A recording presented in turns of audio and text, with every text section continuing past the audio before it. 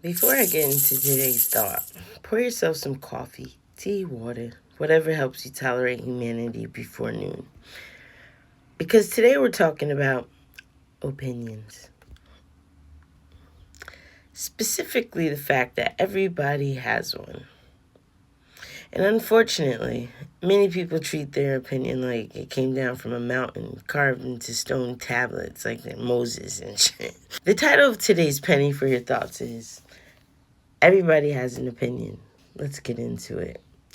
You ever notice how the moment you decide to do something different, everybody suddenly becomes an expert? Start a business, and your cousin, who still owes 3 people $20, becomes a business consultant. Start posting content online, and people who have never uploaded a single video start explaining algorithms. Mention investing, and suddenly somebody with $17 in their savings account becomes a financial strategist. It's fascinating, to say the least. It's like the confidence is the one thing inflation hasn't affected. Excuse me. The older I get, the more I realize that opinions are not evidence. They are not credentials. They're not facts. They're simply thoughts that escape someone's mouth. And yet so many of us allow other people's opinions to become prison bars around our lives. We shrink dreams because somebody laughed. We abandon goals because somebody doubted us. We stop creating because someone criticized us. We start questioning ourselves because somebody who has never walked our path had something to say about it. But here's the thing.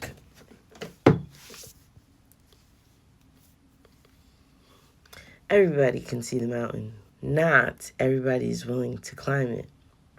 There's a huge difference. There's a huge difference between advice from someone who built the house and commentary from someone who's driving past it. One speaks from experience, the other speaks from observation. Let's relax. An observation is cheap. It's only $8.20. Let's relax. But we do this everywhere. People critique businesses they've never built, relationships they've never maintained, dreams that they've never pursued, risk they've never even taken. It's easy to judge the person on stage when you're hiding in the audience. What's harder is actually stepping under the spotlight. One lesson life taught me is that some people criticize dreams they secretly wish they had the courage to pursue themselves. And that isn't always malicious. Sometimes it's projection. Psychology defines projection as unconsciously placing your own fears, insecurities, or emotions onto someone else. In simple terms, people hand you their fears and expect you to carry them. Someone will say, that business probably won't work. What they're often revealing is, I was too afraid to start one. Yeah, we know, Susie. We know. Someone says, you shouldn't post videos online. What they actually mean is, I'm terrified of being judged. Someone says, you should play it safe. Translation, I've built my life around safety, and your courage makes me uncomfortable. People often mistake projection for wisdom. They're not the same thing. Sometimes what sounds like advice is simply somebody narrating their own limitations. And if you're not careful, you'll inherit fears that were never yours to begin with.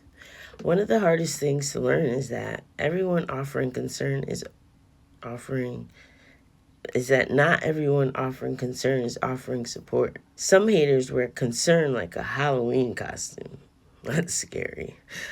Oh, I'm just worried about you. Are you? Or are you worried about what happens if I succeed? Or better yet, when?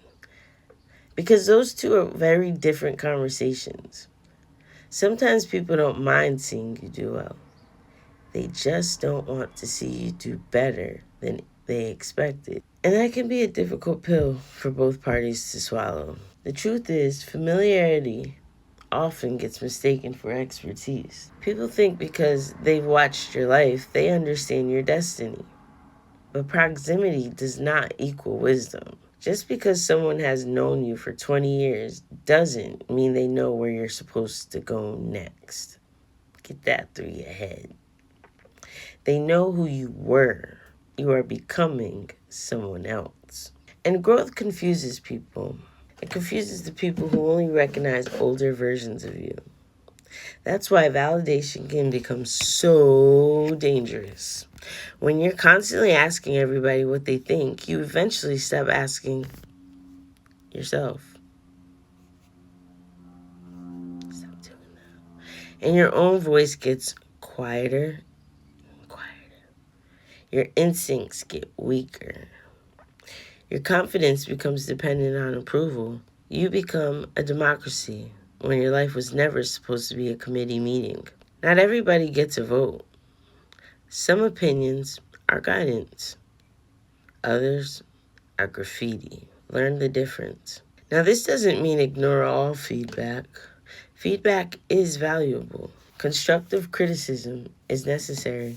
Wisdom can save you years of mistakes. But consider the source. If I want marriage advice, I'm listening to someone with a healthy marriage. If I want financial advice, I'm listening to someone who understands money.